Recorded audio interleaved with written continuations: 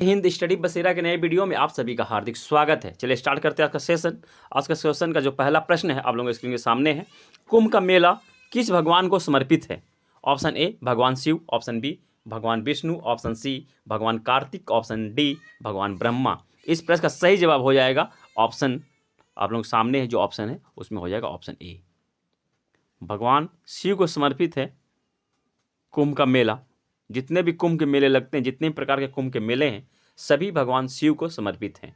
सभी भगवान शिव को ध्यान में रखकर ही आयोजित किए जाते हैं। चलिए देखते हैं नेक्स्ट क्वेश्चन। इससे कंप्लीट हम लोग डिटेल देखेंगे कि कुंभ के मेले कितने प्रकार के होते हैं, कहाँ कहाँ होते हैं और कितने वर्षों बाद होते हैं और क्यों होते हैं। सारी जानकारी हम लोग लेंगे पौराणिक ग्रंथों से और इतिहास में जो है उसके बारे में हम लोग देखेंगे। तो नासिक का कुंभ मेला किस नदी किनारे लगता है? नासिक जो है, महाराष्ट्र का जो नासिक है, कुंभ का मेला जो यहाँ लगता है किस नदी किनारे लगता है? ऑप्शन ए कृष्णा नदी, ऑप्शन बी गोदावरी नदी, ऑप्शन सी नर्मदा नदी, ऑप्शन डी ताप्ती नदी। इसका सही जवाब हो जाएगा ऑप्शन बी, गोदावरी नदी के किनारे लगता है। नासिक जो कि गोदावरी नदी किनारे स्थित है, तो यहीं कुंभ का मेला, इसी नदी किनारे कुंभ का मेला लगता है। अब कुंभ का मेला जो है प्रत्येक वर्ष, प्रत्येक 4 वर्ष, प्रत्येक वर्ष नहीं, प्रत्येक 4 वर्ष बाद लगता है। प्रत्येक चौथे वर्ष में कुंभ का मेला लगता है, यानी कि प्रत्येक 3 वर्ष बाद, प्रत्येक चौथे वर्ष में कुंभ का मेला लगता है। कब कब लगता है, कहाँ कहाँ लगता है, पूरा डिटेल यहाँ दिया हुआ है। कुंभ का मेला प्रत्येक 4 वर्ष बाद यहाँ लिखा, परंतु प्रत्येक 4 वर्ष में लगता है। और प्रत्येक वर्ष 4 वर्ष में जो 4 बार लगेगा तो 4 जगहों पर लगता है, ये भी ध्यान रखना है। जैसे हरिद्वार में अगर लगता है, सबसे पहले हरिद्वार, उत्तराखंड के हरिद्वार में गंगा नदी के किनारे, उसके उत्तर प्रदेश आता है प्रयागराज, जिसके इलाहाबाद पहले नाम था, अभी प्रयागराज हो गया है। तो त्रिवेणी संगम, यानी कि संगम किसका है? गंगा यमुना सरस्वती का संगम स्थल पर प्रयागराज में मेला लगता है। उसके बाद आता है उज्जैन, जो कि मध्य प्रदेश का शहर है। उज्जैन जो कि शिप्रा नदी के किनारे मेला लगता है। उज्जैन में शिप्रा नदी के किनारे स्थित मेला लगता है। तो और नासिक जो कि महाराष्ट्र में है, नासिक में गोदावरी नदी के किनारे मेला लगता है। ये दोनों ही ध्यान, ये जो जगह का नाम और नदी का नाम, दोनों को ही ध्यान में रखना है। और साथ में स्टेट का भी नाम को ध्यान में रखना है, किस नदी किनारे ये मेला लगता है। और कुंभ के मेले कितने प्रकार के होते हैं ये भी ध्यान में रखिएगा। कुंभ के मेले टोटल 5 प्रकार के होते हैं। कुंभ के मेले टोटल 5 प्रकार के होते हैं। ये किस तरह के, पूरा डिटेल यहाँ दिया हुआ है, आप लोग अपना स्क्रीनशॉट लेकर या नोट डाउन अपने कॉपी में कर सकते हैं। तो पहला जो प्रकार है माघ कुंभ मेला, जो माघ के महीने में लगता है। ये प्रत्येक वर्ष कहाँ लगता है? तो प्रयागराज में लगता है। ये प्रत्येक वर्ष लगता है, जो कि प्रयागराज में लगता है। कुंभ का कुंभ मेला, जो कुंभ मेला है, जो 4 वर्ष बाद, प्रत्येक 4 वर्ष में लगता है, 4 वर्षों में लगता है, जो कि प्रत्येक 4 वर्षों में 4 जगहों पर लगता है, जिसका कि हम लोग यहाँ डिटेल देखा। जो सेकेंड पोजीशन में जो हम लोग पढ़ रहे हैं, इसी के बारे में हम लोग देख रहे हैं। हरिद्वार, प्रयागराज, उज्जैन और नासिक, इन 4 जगहों पर लगता है। इस सेकेंड पोजीशन में देख रहे हैं कुंभ का मेला। थर्ड है अर्ध कुंभ का मेला, जो प्रत्येक 6 वर्षों बाद लगता है। यह कहाँ? 2 जगहों पर लगता है। 6 वर्षों बाद अर्ध कुंभ का मेला प्रयागराज और हरिद्वार में लगता है। प्रयागराज और हरिद्वार में लगता है अर्ध कुंभ का मेला प्रत्येक 6 वर्षों बाद। और 4th नंबर पे पूर्ण कुंभ मेला। तो पूर्ण कुंभ मेला प्रत्येक 12 वर्षों बाद लगता है। प्रत्येक 12 वर्षों बाद प्रयागराज में लगता है पूर्ण कुंभ मेला। और लास्ट है महाकुंभ मेला। महाकुंभ मेला 144 वर्ष बाद, 144, ये गलत नहीं है, सही है, 144 वर्ष बाद महाकुंभ मेला लगता है। यानी कि शायद ही कोई देख ले एक अपने जीवन काल में इस मेले को। जो सौभाग्यशाली होगा उसे ही यह मेला देखने को मिलेगा, सुनने को मिल पाएगा। अर्थात इसका मतलब क्या हो गया कि जैसे कुंभ का मेला प्रत्येक 12 वर्ष बाद लगता है, तो 12 कुंभ मेला, 12 पूर्ण कुंभ मेला अगर कंप्लीट हो जाता है, तो उसके बाद यह महाकुंभ मेला का आयोजन होता है।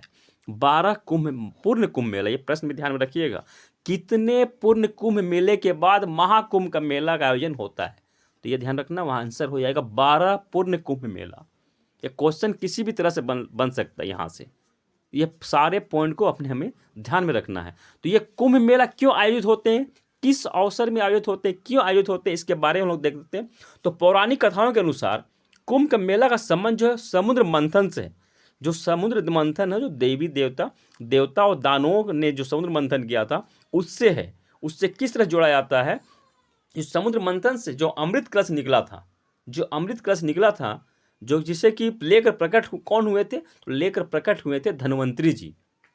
धन्वंतरी प्रकट हुए थे अमृत कलश को लेकर, जिससे कि उसे पाने के लिए देवता और दानवों के बीच लड़ाई हो गई थी।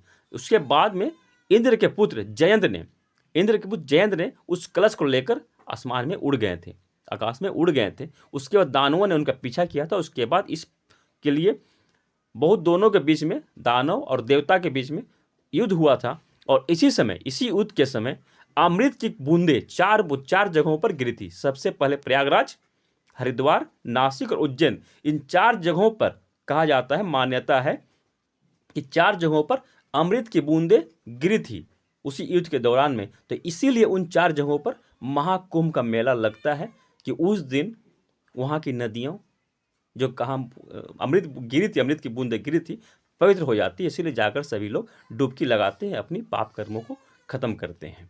और इन जगहों पर कुंभ का मेला का आयोजन किया जाता है। और यह युद्ध कितने दिनों तक हुआ था, तो यह युद्ध जो है चला था 12 दिनों तक चला था। तो देवताओं का जो 12 दिन होता है वो मानव के लिए 12 वर्ष होता है। इसलिए 12 वर्ष में पूर्ण कुंभ मेला का आयोजन होता है। पूर्ण कुंभ के मेला 12 वर्ष पर आयोजित होता है। 12 दिन देवताओं का और मानव का 12 वर्ष, ये बराबर होता है। और एक ह्वेनसांग, चीनी यात्री जो ह्वेनसांग ने, उसने अपने पुस्तक में हर्षवर्धन का जिक्र किया है कि मेला का आयोजन का कुंभ मेला का शुरुआत का जो चर्चा है हर्षवर्धन से भी जोड़ा जाता है, क्योंकि इसकी चर्चा चीनी यात्री ह्वेनसांग ने अपनी पुस्तक में की है इसकी चर्चा भी। तो इसे भी ध्यान में रखना है। अगर ऑप्शन में ह्वेनसांग होता है इतिहास के अनुसार, इसे ही माना जाता है।